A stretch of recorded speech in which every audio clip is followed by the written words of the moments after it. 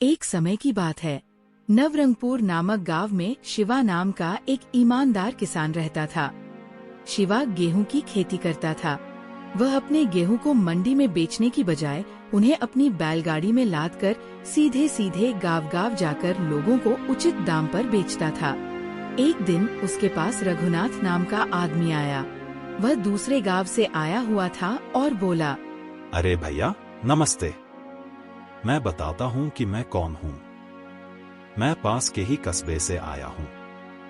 मेरे मालिक बड़े व्यापारी हैं।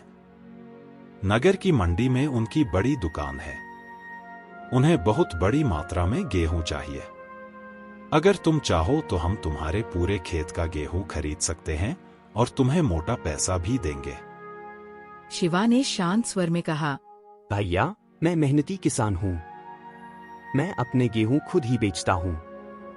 मेरा उद्देश्य लोगों को साफ और अच्छा अनाज सस्ते दाम पर देना है, दलालों को बेचकर मुनाफा कमाना नहीं। इसलिए मुझे माफ करना। रघुनाथ ने बार बार समझाया। भैया सोचो तो सही। तुम्हारी मेहनत भी बचेगी, पैसा भी ज्यादा मिलेगा। फिर क्यों गांव-गांव घूमते हो? एक ही जगह सब अनाज बेच दो। लेकिन शिवा ने दृढ़ता से उत्तर दिया, नहीं भाई, पैसा मेरे लिए सबसे बड़ा उद्देश्य नहीं है। मेरा असली मकसद लोगों तक ईमानदारी से अनाज पहुंचाना है। मंडी में जो माल बिकता है वह आम आदमी तक पहुंचते पहुंचते बहुत महंगा हो जाता है। इसलिए मैं अपना गेहूं मंडी को नहीं दूंगा। ये सुनकर रघुनाथ निराश होकर लौट गया। कुछ दिन बाद शिवा अपनी बैलगाड़ी में गेहूं भरकर सोनापुर गांव पहुंचा। रास्ता लंबा था और देर शाम हो गई। अंधेरा छा चुका था। बैल थक चुके थे। शिवा ने सोचा, आज रात यही रुक जाता हूँ, सुबह निकलूंगा। उसी समय गांव की हवेली के सामने से गुजरते हुए उसे अंदर से आवाज आई, कौन हो भाई? कहाँ से आए हो? शिवा ने हाथ जोड़कर कहा, मेरा नाम शिवा है। मैं नवरंगपुर गांव का किसान हूँ। गेहूं बेचने आया था, लेकिन अब अंधेरा हो गया है। बैल भी थक गए हैं। अगर गांव में ठहरने की कोई जगह बता दें तो बड़ी कृपा होगी। वह आदमी बहुत अमीर मालूम पड़ता था। नाम था धनराज सेठ। वह बोला, भैया कहीं और क्यों जाओगे? मेरा इतना बड़ा घर है, आज रात यहीं ठहर जाओ। शिवा ने राहत की सांस ली और बैलगाड़ी हवेली के आंगन में खड़ी कर दी। खाना खाने के बाद शिवा सेठ से बातचीत करने लगा। बातों बातों में शिवा ने उसे अपनी सोच बताई। सेठ जी, मैं अपने खेत का अनाज सीधे लोगों को बेचता हूँ, ताकि उन्हें सस्ता और अच्छा गेहूं मिले। मंडी के दलाल किसानों से सस्ता खरीदते हैं और ग्राहकों को महंगा बेचते हैं।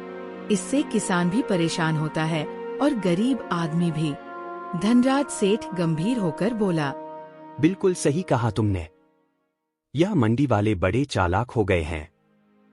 तुम्हारे विचार बहुत अच्छे हैं। रात को शिवा सो गया, लेकिन सुबह जब उठा तो देखा कि उसकी गाड़ी में रखा आधा गेहूं गायब है। घबराकर वो सेठ के पास गया। सेठ जी, आधा गेहूं चोरी हो गया है। रात को तो मैंने सब यहीं रखा था। क्या आपको कुछ पता है? ये सुनते ही धनराज सेठ गुस्से से बोला, क्या तुम मुझ पर इल्जाम लगा रहे हो? मैंने तुम्हें अपने घर में जगह दी, खाना दिया और अब तुम मुझ पर ही चोरी का आरोप लगा रहे हो? निकल जाओ यहाँ से, वरना नौकर बुलाकर बाहर फेंकवा दूंगा। शिवा स्तब्ध रह गया, पर चुप नहीं रहा।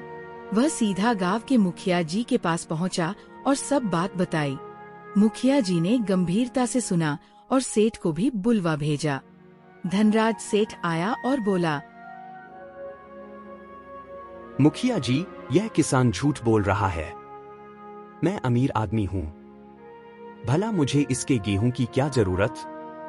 मैंने तो इसे रात को मेहमान समझकर अपने घर ठहराया था। मुखिया जी ने कहा, ठीक है, अगर तुम निर्दोष हो तो साबित करना होगा। अपने खेत से गेहूं लेकर आओ। सेठ जल्दी से गेहूं लाने चला गया।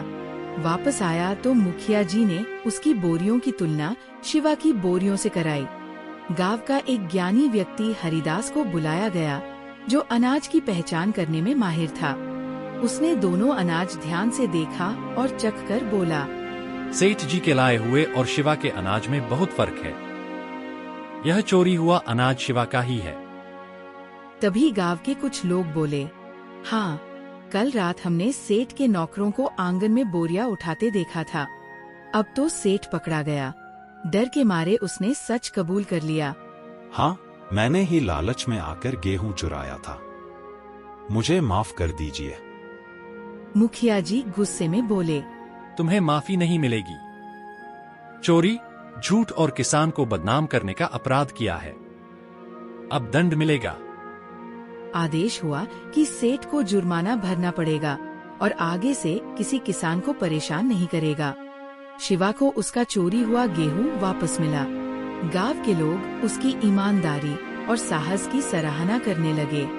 शिवा मुस्कुराया और बोला, ईमानदारी और मेहनत का फल कभी व्यर्थ नहीं जाता।